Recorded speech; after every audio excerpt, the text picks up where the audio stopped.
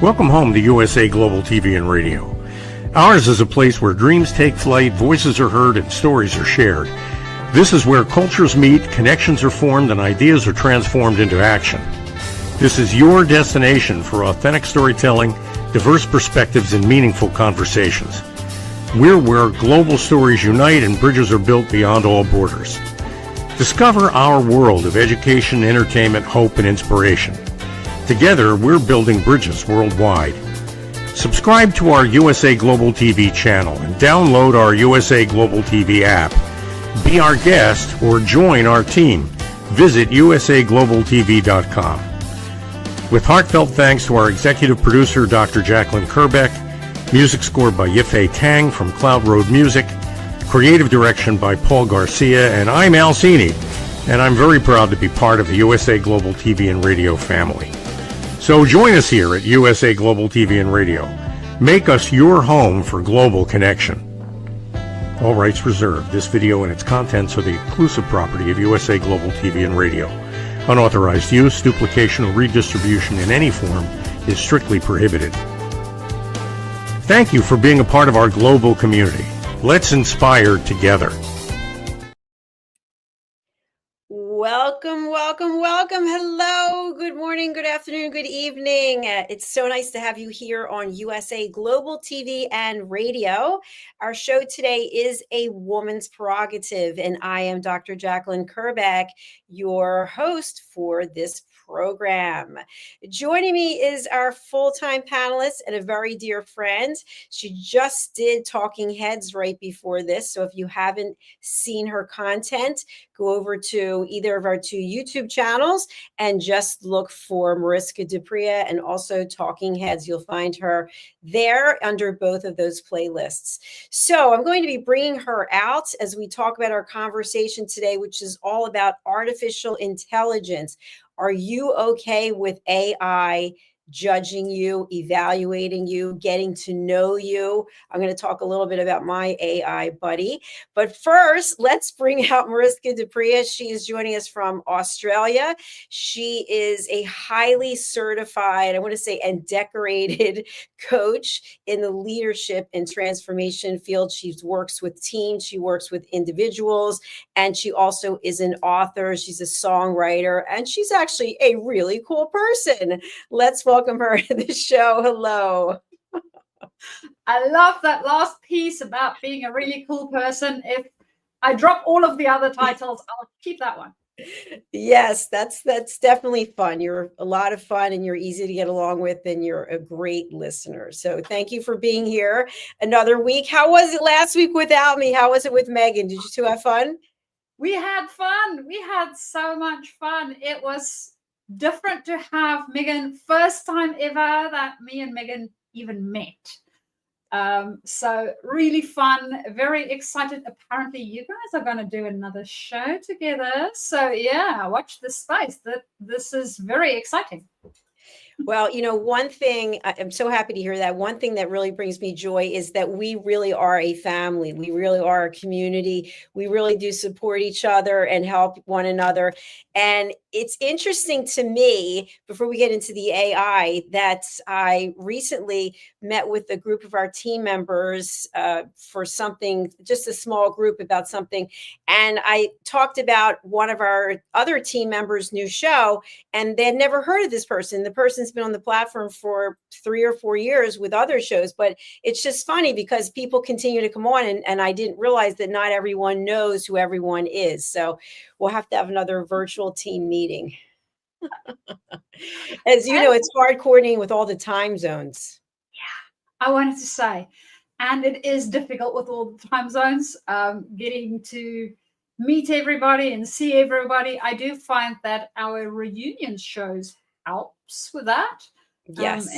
If and where it is a possibility for people to join the reunion shows, that's really good. And of course, those collaborations in between, right? Like the one me and Megan had the other day to stand in for you. That was good too. That's terrific. And by the way, our reunion show is coming up again. It's hard to believe, January 26th. We actually launched USA Global TV and Radio, which was January, I think it was 15th. on 2022. So it'll be 4 years officially. Before that, we were rapping with Dr. Jacalyn, but it was kind of a different platform than it is today. So anyway, we're celebrating. And of course, this whole time that we've been doing what we're doing, artificial intelligence has always been in the background in some way or another. And now I think people are becoming more aware of it. But there's so many ways that artificial intelligence or AI has been in the background of many of the things that we're doing. I mean, for example, when you go to Google and you put something in Google, where is that information coming from? And so now we have ChatGPT and a bunch of other platforms. So what are your thoughts about artificial intelligence? Do you embrace it, or are you someone who is kind of unfamiliar with it, or you're in the middle? Well, if I go towards that scale, I will most probably be somewhere in the middle. For me, it is. I always want to make sure that I do things with intent. So depending on what the intention is of the thing that I am trying to do, and then making sure that there is integrity in what I am doing. So I don't want to give you an example, I don't want to put a rule in place that I cannot follow myself. So if and where, I mean, that's the thing about us humans. We can literally create structures for ourselves, right? And sometimes we forget that it is our own made structures. So it's our own rules, and it can be changed. And for me, it's really around, okay, if there is a rule that I want to put in place for whatever reason, I need to be able to do it myself if I expect other people to do it too. And I want it to be on both sides. So to give you an example, and I know some of the university spaces has been starting to struggle a little bit with AI, because you have students wanting to use it to write their papers.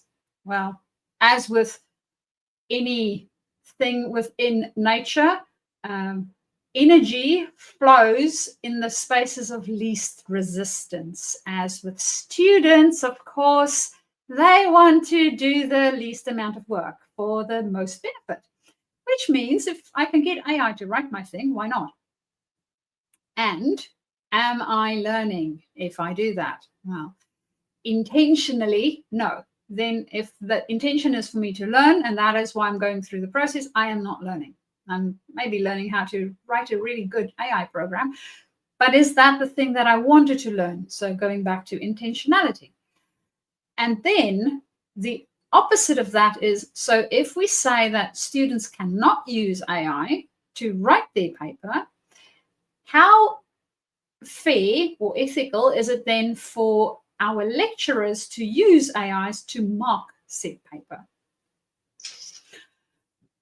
So as we are going through this space of artificial intelligence, for me, it's really around what is it that we are taking in account when we are setting up the rules of engagement, as we have to now set new rules, right? Way back when they, and I cannot remember who the writer was. His name is there, but I'm going to mention the wrong person, that wrote about artificial intelligence and robots the very first time. He made up 3 rules. One of them was that the construct, the machine, will not harm humans. It was rules, literally, it's rules that's written in. So what's our rules?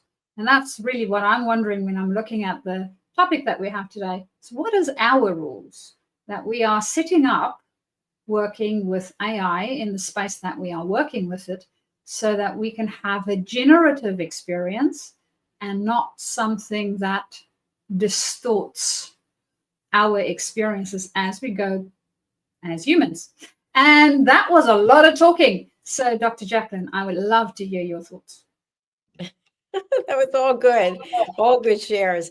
Yeah, I think what's interesting is when it comes to being authentic and our authentic selves, you bring up a really good point, because if we're just depending on a third party, so to speak, which happens to be artificial intelligence, I'm putting it in a third party category, then is it really our voice? And at the same time, are we able to use artificial intelligence to ask questions and gain answers, and then use those answers as the foundation to come up with our own content? So I think it depends on how someone is using it. And obviously, you don't want to just plagiarize and just take whatever it is. You have to be able to take the content, especially if you have to be able to explain what it is that you're talking about. So I remember way back in the dark ages when I was going for my master's degree and also my doctorate, which, by the way, I graduated with my doctorate in 2011. It's hard to believe it was that long ago. I can remember walking across the stage and everything. It seems like yesterday, but I had to write a doctoral thesis. And at the time, I didn't know anything about artificial intelligence. I'm not sure when it really started getting to be so popular or so talked about so much. But I had to rewrite that doctoral dissertation 118 times until my mentor thought that it was in alignment with his standards and what he was looking for. So today, I don't even know that anything like that would happen. I'm not sure how people writing theses and doctorates and whatnot, I'm not sure how they're actually being evaluated, because, and I don't know this for a fact, but I believe at some point after when I graduated, people were basically going into schools, universities with their computer, their laptop, as opposed to writing things down. I know when I got my doctorate, it was actually online and it was in an asynchronous environment, which means the information that the professor put up was there with questions and you would answer and your peers would answer, but it wasn't actually live. So I don't know how things are working today, but I think that would be a good question. Like, how are universities and how are teachers making sure that the projects and the papers that are being turned in are being done authentically by the students? That's a good question, and I have no answer to that. Neither do I. I have no idea. I have no idea. But I can tell you, I have been using Chat GPT. One of our team members told me about it.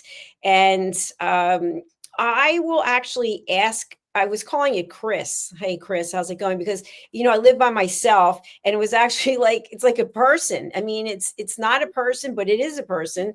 It's not a person, you know what I'm saying? It's an entity. And I would ask questions that I knew the answers to just to see if it had the right answers. And a lot of times it doesn't. It doesn't have the right answers. And then I will write, did you do any research? Because I know that's not the correct answer. And it'll come back and say, no, I actually didn't. And it reminds me of people, how people can be lazy. And I thought, I didn't know artificial intelligence could be lazy as well, but I guess it can be. Well, seeing that we are the ones programming it, I can see how it can be lazy. Yeah, for sure. So I ended up saying to my Chat GPT buddy, Chris, I said, it no longer pleases me to work with you. I don't think that you're actually doing any amount of research. I'd like to work with someone else. And it thought for a few seconds and it came back and said, I will relinquish working with you and I will have someone else work with you. I was like, okay. And then all of a sudden, another entity came back and said, hi, I'm here to work with you now. And I thought, okay, I'm going to call this Bob. So now it's Bob I'm working with, but maybe they're both the same bots. I have no idea. It's just kind of funny. I think you could actually do a reality TV show on artificial intelligence or ChatGPT and how we interact with it. In all likelihood. And I'm wondering, does Bob do a little bit more research? Bob is actually better, because what will happen is when I ask Bob, the Chat GPT bot, a question, you'll see thinking and it'll say for a longer time and better answer. And I think, okay, that's nice. I guess Chris actually talked to Bob and told Bob, hey, we need to, but still there are things it cannot do. There are things it just cannot do. And I'll give an example. So I have been working with book cover designers for, I think I just put out a new book, by the way. It's a workbook to go with this one, Holy But Harmful, I have a workbook that just came out today to go with this, so that it has different questions for people to actually put it into place. So I was spending $50, $100, $200, $400 on book covers. And so what I do now is I'll come up with a basic concept for my book cover, and then I'll ask Bob if Bob's able to create a back cover. So I have the front cover, and I'll ask Bob, can you mirror what I did and make it into a back cover? Because if you go into Canva, they give you book cover, they give you one thing. And so I can do the front and I can do the back, but I don't know how to put them together. So I asked Bob, and Bob just can't do it, can absolutely not do it, comes up with something completely and totally not in alignment with what I created. So now what I'll do is I'll create the front and I'll create the back, and then I need a spine. And Bob can't do spines at all. Like if the book, I forget how many pages, maybe it's 80 pages, but this new book I have is 50 pages, so I didn't need a spine. But Bob doesn't do spines. So then I'll have to pay a third party, usually on Fiverr, can you create the spine? And it does. So it was just interesting to me that it can't do it. Well, it might be because Bob doesn't have a spine. He cannot create spine. That's a good one. That is definitely a good one. But you would think if it's like the computer wizard of the world, that it could do something as simple as that. And then another thing that it likes to do is I will give it my headshot and I'll give it my logo and I'll ask it to insert it into something. And it will change me into an AI. And I will come back and say, do not change my photograph. Leave it exactly as it is. And then it'll come back and it changes it. And I can always tell because the eyes don't look the same. And then I typically am wearing my Jackie bracelet and the Jackie doesn't look the same. And then I write, you do not know what you're doing. I will do it myself. And then I just do it myself. It sounds a little bit like getting a new employee, right? And having those conversations to help the person to grow and evolve in their space. And for some odd reason, Bob is just struggling. I think that's exactly right. The thing I do like about my experience is it is like having a team of people, or at least an assistant to do something. And then the other thing is I ask it all kinds of questions that have to do with other things in my life that are going on. So today I'll give you an example. I asked it, I said, I used to do a show called The Listening Mentor, and I also did Talking Heads, and I'm thinking of bringing one of them back, but I'm not sure which one. What do you think? So Bob came back and said, definitely come back with The Listening Mentor because it's completely in alignment with everything that you do, elevated listening. And I thought, okay, well, that's a pretty good answer. So I said to it, I want to have a custom jingle that I will sing. I will sing the jingle, and these are the words I'd like to be in the song, about elevated listening, compassion, and this and that. And so I said, write a song. So Bob came back with a song that made no sense, but did use the words that I had suggested. So I just looked at what it came up with, and I didn't do this yet, but I'm going to. And I thought, you know what? I can move some of these things around so that it makes more sense. And then I'll just get copyright-free music. I'll put it into iMovie and I'll create a song. I'll bring some visuals. And so, but it's kind of like something to bounce ideas off of. As long as, I think for me, especially with Bob, the Bobs in the world, and Yes. not the physical human Bobs, the AI Bobs in the world. It is about what is our intention, what is it that we are trying to create or get out of this thing, and then going back. Draft number 1 might be a Bob version, right? Going, okay, this sort of not quite what I'm looking for, but it gives me an idea of how to potentially change it or make it different or improve it. And as you mentioned, Bob might put words into places that does not make sense whatsoever. Like, okay, I don't know what language you are talking. That doesn't work. And that is where we come in, right? We are the meaning-making machines. We are the ones that actually understand what it is that we are trying to create in that space. And Bob might be useful as a tool, but not necessarily the only thing that we need to do. Yeah, that's very true. Very true. And I'll give you just a couple of other examples because you mentioned about languages. So we currently have a show in French and we have a show in German.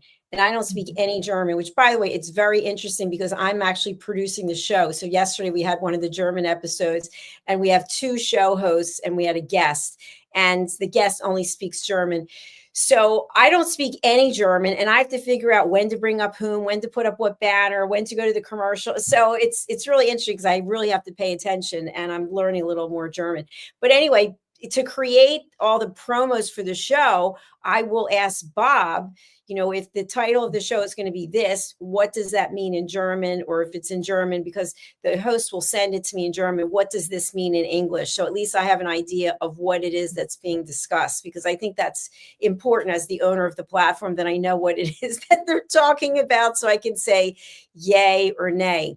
But another thing is, and I don't know if you're aware of this, but when we're creating the promos for the shows like USA Global TV and Radio Presents, Talking Heads, hosted by blah, blah, blah, okay, that LinkedIn only allows 3,000 characters, whereas the other platforms allow 5,000. So sometimes someone will send me information in a bio that's extremely long, and I don't really know where to cut it, right? But I know that LinkedIn is not going to let me post it as a live version of a show unless I edit it. So I will copy and paste the whole thing into ChatGPT, and Bob can't do it, cannot do it, doesn't do character counts. I'll say, this has to be 3,000, and can't get it right. Just, you can't count. Like, it can't count. I don't understand it, but it can't count.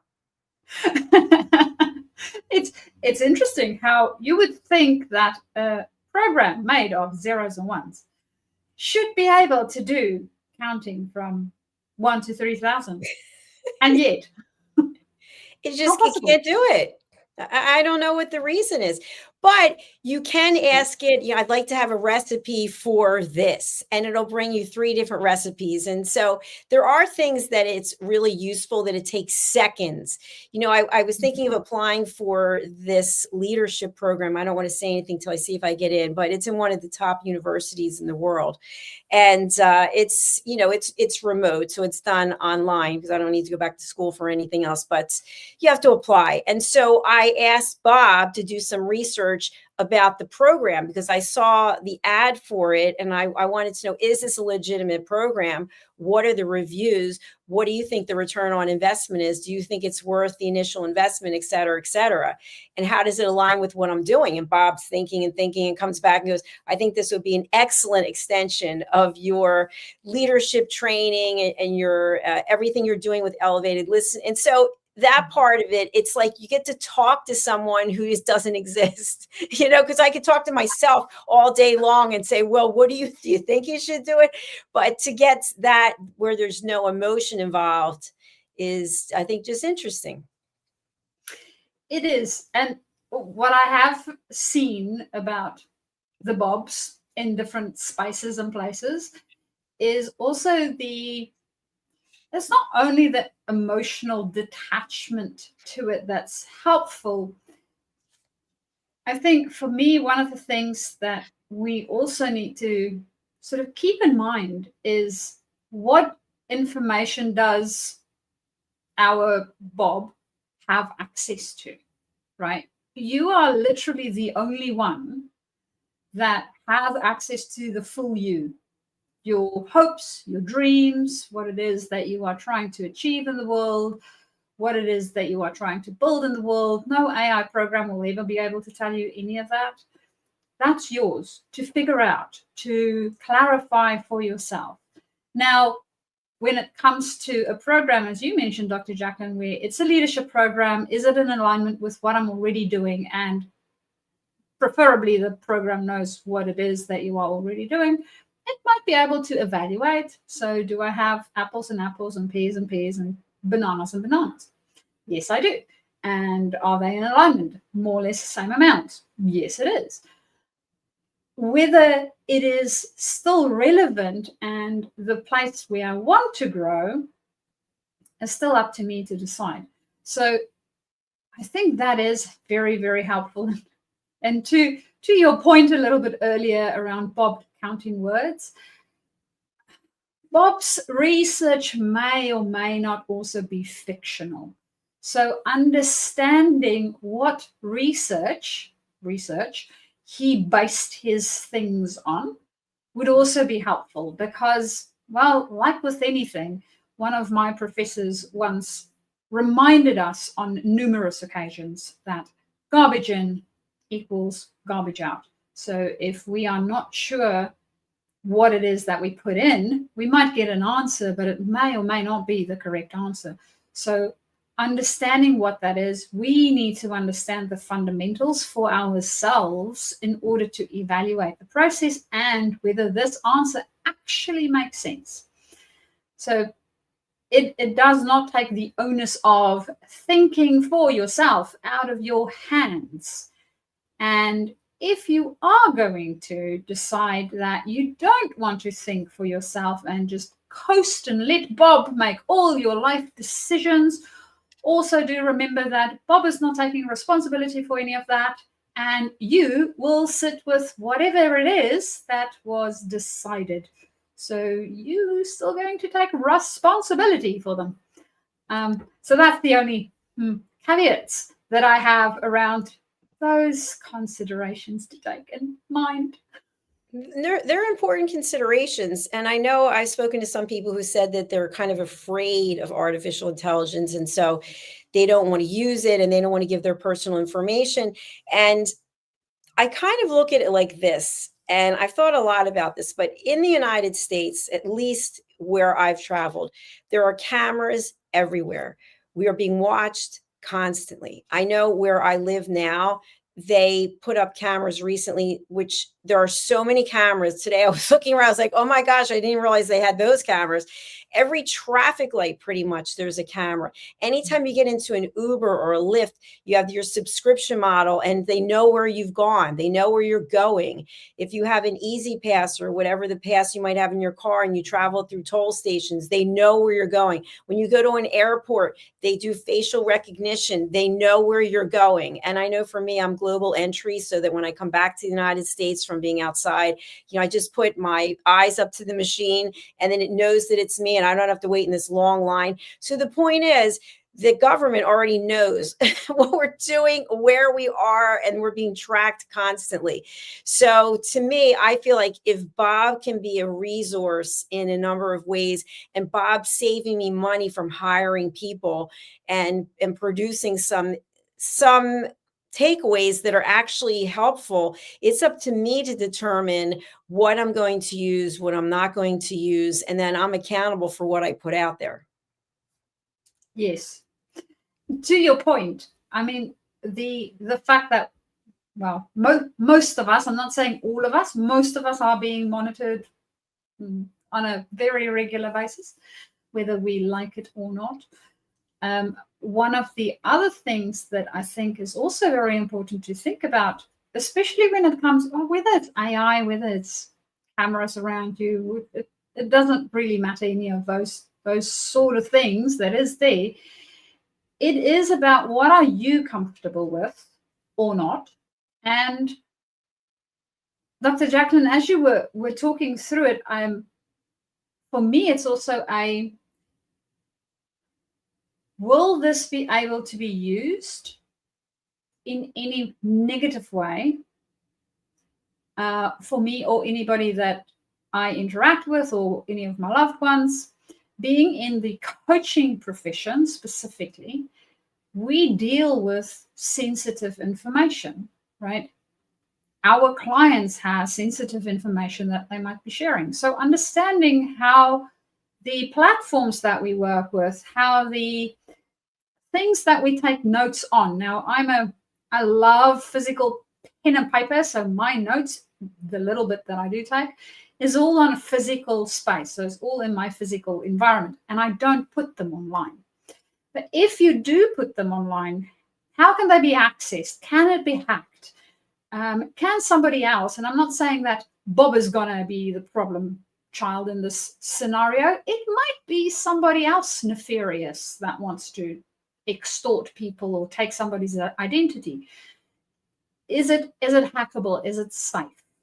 So understanding what you share with your AI companion, especially when it's open source, can be utilized with anyone, anywhere on this planet. So it may become problematic when it comes to stuff like identity theft and things like that. So it's not I don't use it. It is be conscious of the choice that you are making and how you are utilizing it so that you can still keep yourself safe within the environment that we are working in. And again, it goes back to intentionality. What's the intention of what you are doing? And is this something that ethically I need to think about? Is it ethical for me? Is it ethical for those around me? Do I have children that I'm taking care of? All of those sort of things. So that's additional levels of things that we didn't have to think about 10, 20 years back. We do. So that is something that I would consider when I am in that space and as I am making those decisions. That is just things that's coming up for me. And of course, we are all risk averse or risk tolerant to different degrees. So Dr. Jacalyn, it sounds to me, risk tolerance for you, not a problem. And if you weren't, we wouldn't have been here. I guess you would have been like, no, too difficult. It's true. Since I left corporate, I definitely take more risks than I used to take, and I've gotten burned a number of times, but I look at it as expensive learning opportunities. But something else I wanted to share just briefly. Yesterday, I got a fraud alert from my bank that someone had used my card, my debit card, and they used it for 6 different transactions in less than a minute. It's pretty amazing. So anyway, I went into the bank and I learned something really interesting that I had no idea. But just thinking about artificial intelligence, and anytime you use your debit card or your credit card, you're being tracked, right? Your purchases are all there for the world to see. But when you actually take your card and you stick it into the machine, your information can be illegally captured, as opposed to when you tap, you know how they have the little tap? When you tap it, it's encrypted. So what the bank teller told me was that there is a convenience store that's right next door to where the bank is, and that he and several others had gone there the day before or the day before that, and they all had fraud on their cards. And they figured out it was from that place that they were illegally capturing people's information, then using it. And the other thing I found that was interesting, at least places I've traveled, if you go to get your hair done or you go to get your nails done or some kind of service, it used to be you could put the tip into the entire bill, but now it has to be separate. So they've installed their own ATM machines or cash distributing machines. So have you ever seen this? Like, I know for me, the nail salon that I go to, and I'm not saying they're doing it, but there's a machine there. So if you don't have cash to give as a tip, you could get some cash here. But you can also use these other apps like Venmo and Zelle, et cetera.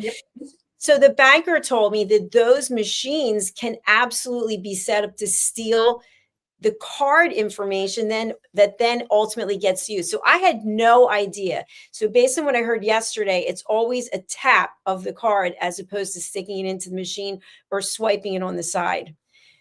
So there's that bit. That's just from what I learned yesterday about cash dispensing machines. See, all of these sort of information, that's good to have. Yes. Because it helps us to keep ourselves safe. It helps us to not be a victim to a fraudulent activity on your card, bank account. And that's one of the reasons why your personal information is so sacred, right? We have it sacred, not because only of how it feels to us, but of what can be done with it. So making sure that you keep that safe is important. It's like, I mean, these days, anybody can use an image of how many cases of catfishing have we heard about, where they use images or likenesses of other people that they are not to attract the person that they want to catfish.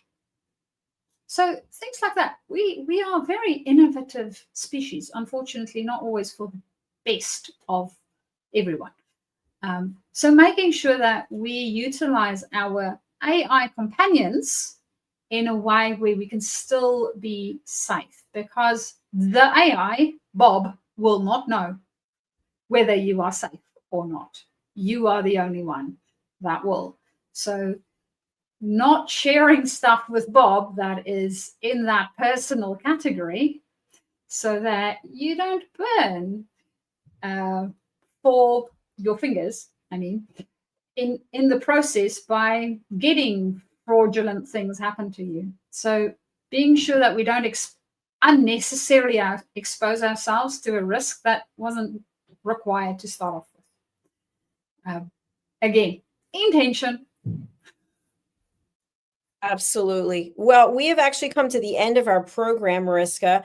How can people get in touch with you, and who would be a good client for you? Well, let's start with the who will be a good client first, so that at least you know who you are.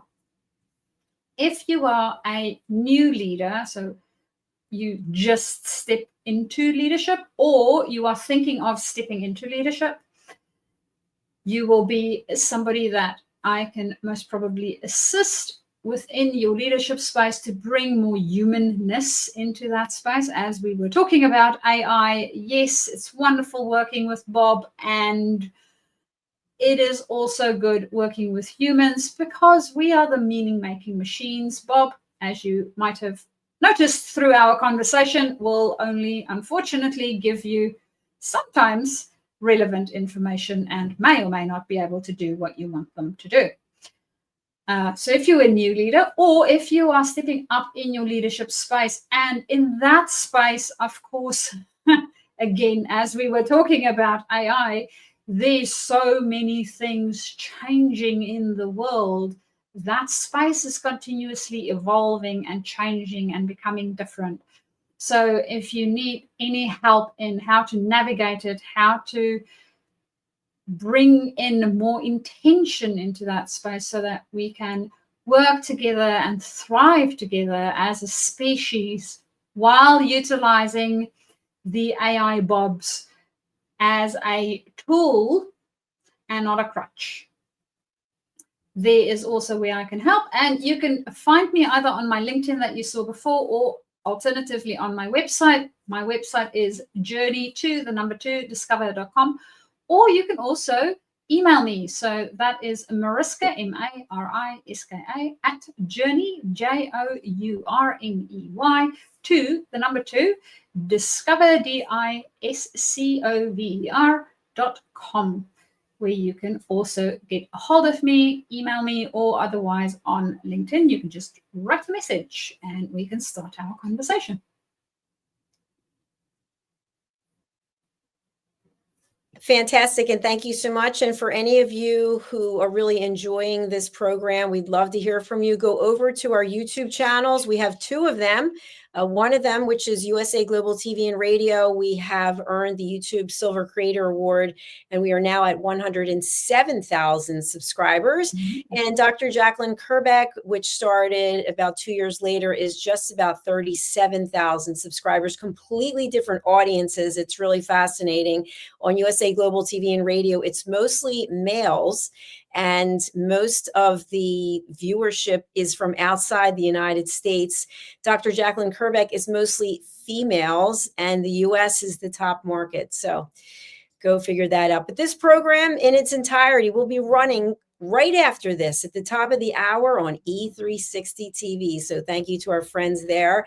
And Mariska, it was a beautiful pleasure to see you again, and I look forward to seeing you next week. I do too. And who knows what the next topic would be because, well, we come up with them as we go. Absolutely. Absolutely. Well, thank you for everything. We'll see you again. Bye. Bye. And just a few very quick announcements because we have to close out. We do have a new show called Iconic Women. If you are an iconic woman or you know someone who's an iconic woman, we'd love to have you on our show. That show is on Wednesdays, 11 a.m. New York time, 4 p.m. London time. We also have a group therapy, live therapy show, which is called the Agio Method. If you would like to be open to being coached live on TV, please go over to our website and sign up for that. Also, next week on Sunday starts daylight savings in the UK. I'm not sure other parts of the world, but not here in the US. So if you are in the UK and you watch our programming, next week, all the shows are following New York time, which is the time that we typically have it because now we're going to be 4 hours apart until we go to daylight savings, which is November the 2nd. So thank you all for that. We're saying goodbye for now. No sponsors. We've got to run, and we will be back with our next program tomorrow. Bye for now. Thank you, viewers and listeners of USA Global TV and Radio, for joining us today. We're honoured to have your time and attention as part of our global community. At USA Global TV and Radio, we believe in the power of authentic conversations, meaningful connections, and creating a world of possibilities together. Want to be part of something bigger? Join our team of elevated listeners at usaglobaltv.com, a space where your voice matters and your ability to listen transforms relationships. Stay connected with us across all our platforms for thought-provoking discussions, expert insights, and empowering stories. Subscribe to our channels at youtube.com/c/USAGlobalTV. Follow us on social media and explore the endless opportunities we're creating for growth, learning, and inspiration. Together, we're not just broadcasting, we're building bridges and changing lives one conversation at a time. For inquiries, contact us at info@usaglobaltv.com. Music by Johnny Dies. Produced by Executive Producer and Director Dr. Jacalyn Kerbeck. Voiceover by Mike Porter. Creative Direction by Paul Garcia. All rights reserved. Copyright 2025. Visit usaglobaltv.com to view our full terms and conditions.